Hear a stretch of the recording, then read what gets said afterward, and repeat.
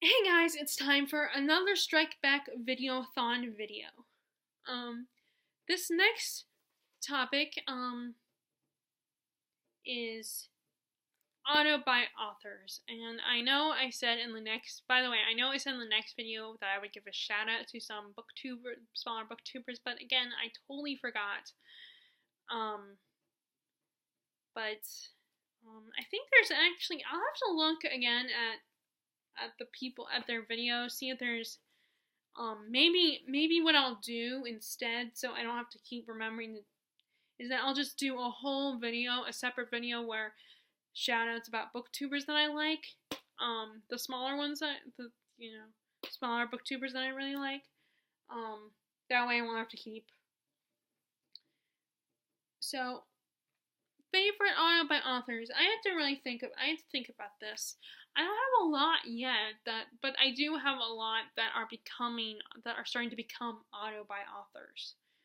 Okay, so let's see. I would say the first auto by author I'll definitely like. In fact, I check her website. I've been checking her website constantly to see if she's got another book coming out, and that is Kate Morden. And she is an author who writes historical fiction, historical mysteries actually. All of her books involve some kind of mystery and involve looking at the past from the present day. Like the protagonist is always from the present day of the setting, and she discovers there's some mystery about the past. And somehow a lot of times the protagonist is often connected somehow, whether she can relate or she's a family member or knows a family member that's involved in whatever mystery is going on. And we get the actual mystery. We actually learn about the mystery and what happened back in the day. We'll get that storyline, and then we'll also get the modern day storyline of the protagonist. So we kind of have two protagonists: the person from the past, and then the person from the present day. First of all, I love historical fiction, and I love her writing style. It's so very artistic and poetic. It's just such beautiful writing, and it really describes things very She describes things very intricately, and you can really picture what's going on and get lost in the story and in the atmosphere of the historical worlds that she has created. I'm actually in the process of rebuying her books. Like, I have The Forgotten Garden, which some people think it's similar to The Secret Garden, but it's not. It just has a similar name. That was the first book I read at first, and I think it's my favorite one. And then I just bought The Distant Hours and The Secret Keeper, which The Secret Keeper I think is my second favorite one. And The Distant Hours is kind of a gothic type story, like with the whole mysterious creepy house and all that, and there's a little bit of romance in there. The Secret Keeper also has some romance in it. The Forgotten Garden, I can't remember if that one actually has romance in it or not. Actually, yeah, it does. In the present day, but I don't remember if there's romance in the past.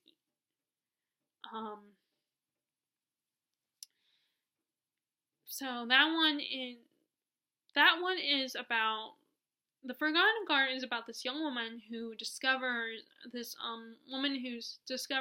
from her father that she is actually adopted, that she was stolen from, that her parents actually stole her when she was left behind on the docks. And all that she had with her was a book of fairy tales and a suitcase. And the girl and the father, when she's old enough, the father finally tells her, and she decides to go back to her old home and track down her family. And there is a mysterious secret garden involved, and there's the whole book of fairy tales. And then in the present day storyline is about the woman's granddaughter and how she's also figuring out, learning about her grandmother's story and piecing it together. Meanwhile, in the distant hours, I think that's the one with the woman. It's been a long time since I've read all these books.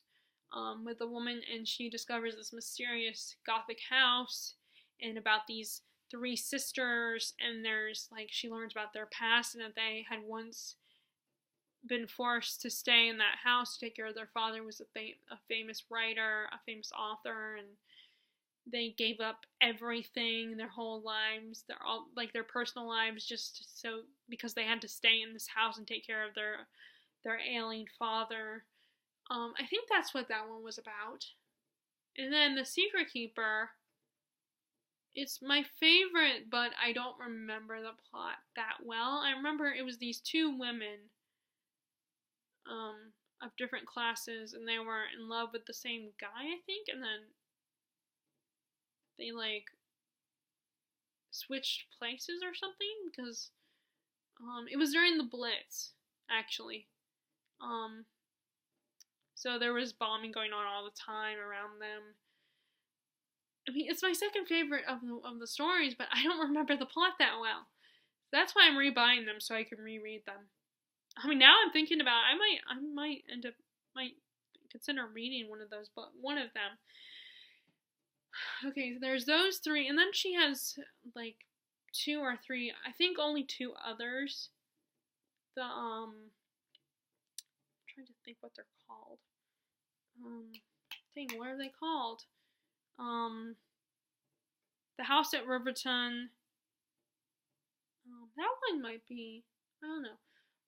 The House at Riverton, and then there's one more, I think. I'm hoping that she'll write more because I love her books. But I know it's a process that takes a long time. And like I said, as I've said in the past, I get easily distracted, but I do want to become an author myself. It's just like I gotta sit down and focus and start writing. But it's something that's very hard for me to do.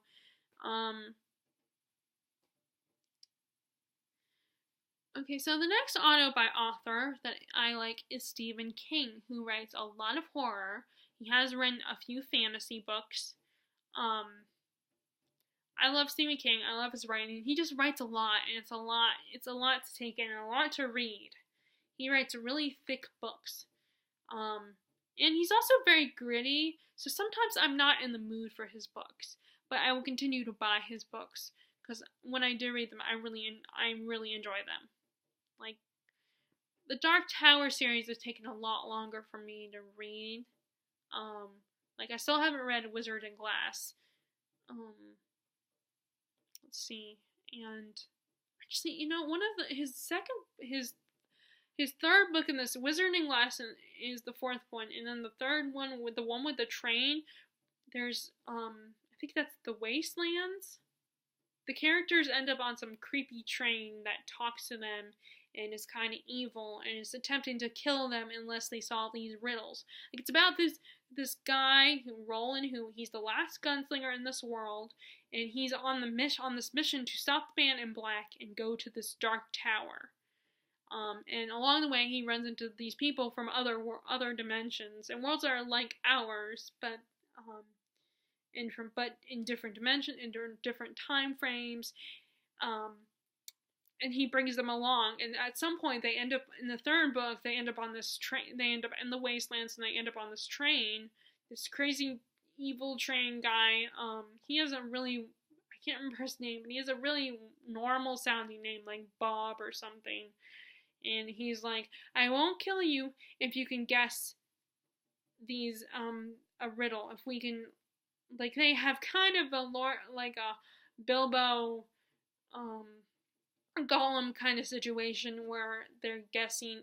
They give each other riddles and see if they can outsmart each other.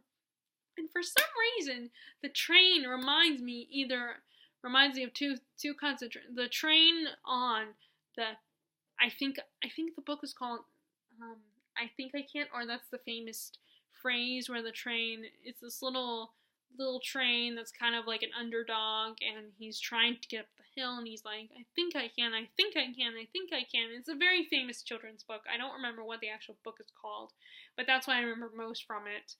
And Thomas the Train Engine, like, I'm thinking of an evil version of Thomas. And I've been thinking a lot more of Thomas, because my nephew Harrison really loves Thomas. So, whenever we go down to visit them, they will have Thomas, or he will watch Thomas on my mom's iPad. So, and the train in that book, in the Wastelands, reminds me of Thomas, an evil version of Thomas the Tank Engine for some reason. So I've also read Carrie. That one was a pretty quick read, actually, and I like how it was written. It was written very unusually. Like, it wasn't just written like a novel. You also got newspaper articles and interviews. And this was, of course, before the internet, so no internet articles, just like newspapers and interviews and stuff like that. Where they told the story through that format.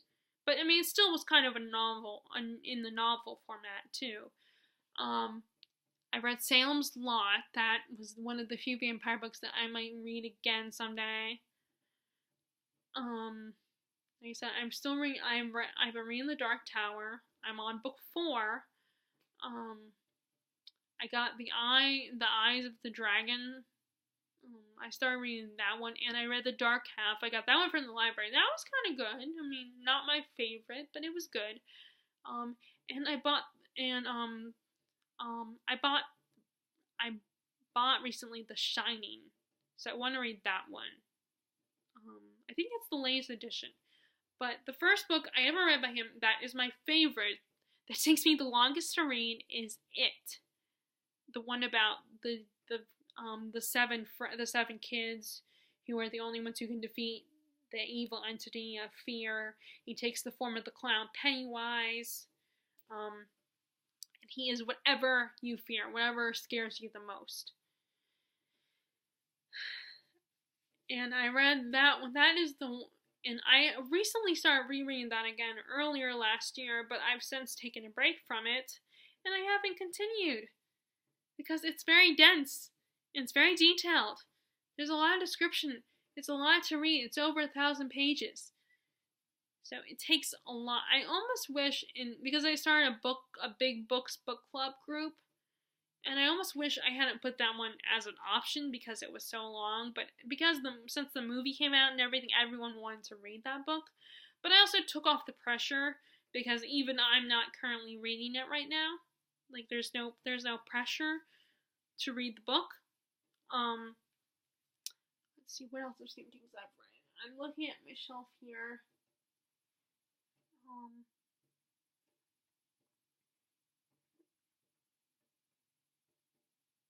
Okay, well, I think that's it. We already said that one. I think that's it. The other one that I have a lot of this author's books is Sarah J. Maas. I really like her writing. I am having trouble with her 4th book from the Throne of Glass series, Queen of Shadows, but it's not a criticism of her. It's just, it's hard for me to, with the way the character, it's a very angsty book. Like, there's a lot of animosity between the two of the main protagonists and my favorite male character in the series. They're butting heads and they're hating on each other, and it's just really hard to read. I mean, I accept that they're no longer they're not the same team, they're not necessarily together as a couple anymore, because they were my favorite ship in the beginning, but then they totally fell apart, which I can understand why they fell apart, and I can accept that they're never gonna sail anymore, that she is officially chosen, moved on, and fell in love with someone else. But the animosity between them is driving me crazy. And I feel like my favorite character, not the protagonist, but the male character, is getting a lot of unfair hate. Now, I know he's not Prince Charming, and but it's like, I feel like he's the only one getting the hate. Meanwhile, the protagonist is not getting the same amount of hate. In fact, I feel like she's not getting any hate. And it's a two-sided argument. It's not just him, it's also her too. But that's a whole nother story. Other than that, I love her books, and I will continue to buy her series. I'm definitely gonna check out, I think she's the one who's gonna write the Catwoman, because there's a series of books that are, like, people are writing. There's Wonder Woman Warbringer, just came out by Leigh Bardugo. Well, it didn't just came out, it came out the year before, back in 2016, and then 2017 was Marie Lu's Batman book, and I think Sarah J. Maas is doing the Catwoman one that's going to be coming out. This is DC Icon series where they're getting a bunch of different YA authors writing books about the DC icons. And I think I'm gonna get that one. I'm definitely gonna get that one. I always really liked Catwoman as a character, so I'm gonna see what Sarah does with that one. I love the ACOTAR series. I think I prefer that one over Throne of Glass. But I love her writing. I love the characters she creates, even the ones that I'm pissed off at. They're all so interesting. I think she's such a great author, and I know that she has her issues, like she's not very good at being diverse. Being a diverse author, but I will still continue to read her books, okay? So, So, now there are other authors that are becoming authors for me. Like, I want to get some of Maggie Stiefvater's books, but I don't know if I'll ever read the Wolves of Mercy Falls series that she wrote, like the first series she ever wrote, because I'm just not into paranormal. So I guess really she wouldn't necessarily be an author then. Because I think authors are books that you will buy everything they write, no matter what. See any other authors? I'm starting to get into, I really like F. Scott Fitzgerald, but I've only read one of his books. But I think that he'll be an author someday. Surprisingly, as much as I loved Harry Potter, J.K. Rowling isn't necessarily an author, because, I haven't tried out her books, but I don't know if I could get into her other books that she writes under Robert Galbraith. I'm not sure if I could get into that or not.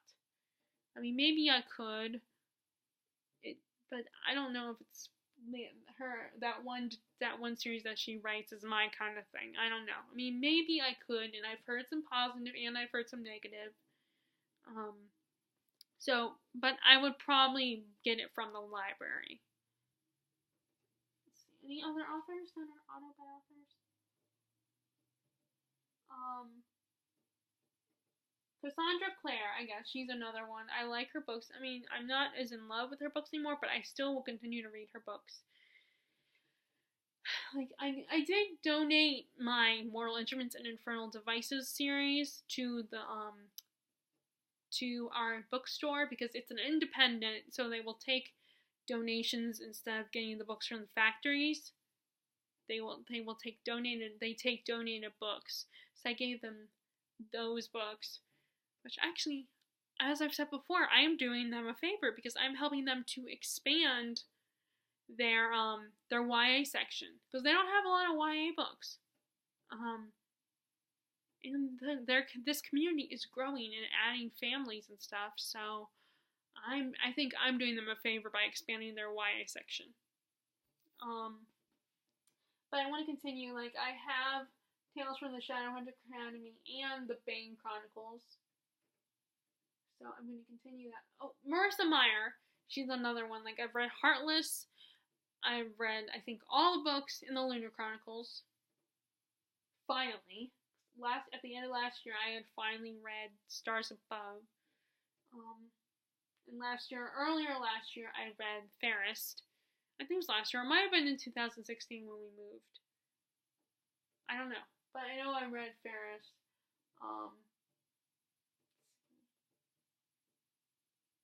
And I've read Heartless. And I'm debating if I want to read Wires and Nerves or not. I think I will check it out. The problem is, you know, I've heard some good and bad, and it's a different format. Like when it comes to graphic novels, it's hard entirely for me to get into them because they're so different. I'm so used to buying novels. But I have read graphic novels before. I have the ElfQuest graphic novel, Volume 1, which, by the way, that's really good. At least what I've read of it so far. I'm getting into Ken Follett. I don't know how to say his name. But I haven't really read any of his books yet. But I bought his 2 series, his 2 trilogies, although I don't have the last book, because the last book of his other trilogy had just come out. But I definitely want to check him out. See anyone else? I think that's it. It's hard for me to determine auto-by-authors. Like I said, Kate Morden's one of them. She's the only one, though, that I've read. Well, and Sarah J. Maas, I guess. Where I've actually read all the books. I'm up to date with her books so far. And I've actually, because the other ones, I'm really behind, and sometimes it's hard for me to get into their other books. Not that I don't enjoy them, it's just sometimes, like, their writing style, the way they're written is kind of hard to get into. Okay, so, like I said, I will probably do, I'm just gonna do a separate shout-out video, give shout-outs to all the smaller booktubers that I've gotten into lately, so I'll have to go through all the people I've, favorited, I've subscribed to, and just, pick out of that list of which ones that I want to give a shout out to, because, that will be a long list. I gave a shout out to everybody on there. That would take me hours, because I've subscribed to a lot of great booktubers that I've enjoyed watching so far. So, if you like this video, please subscribe. Let me rewind that. If you like this video, give it a thumbs up, and then subscribe if you haven't already, and I will talk to you guys later. Alright, bye.